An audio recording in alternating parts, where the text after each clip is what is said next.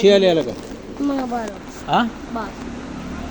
الله بنده بلس روپو پالسی تکی ما كذا دكان جملة غدا نخدم سيدي شي بل نخدم سيدي بلس چې تکیږي ورشه پلان نه روپۍ راوړه کور کې به جمع کړي پلان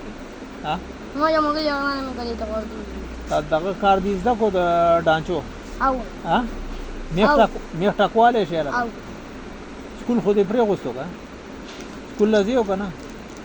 ما ته وګوره نه نه مې په ها نه نه وړه خو ولې کله د مامور له حق دې وشو نه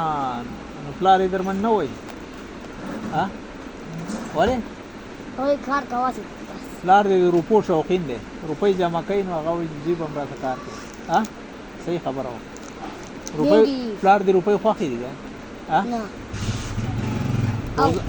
خوښې دي که نه روزانه شپې شماري که ها بنډل یې ته جوړوي بیگ ته ورځي بیگ ته ورځي بینک ته نو بیگ ته نو بینک ته بینک ته ورځي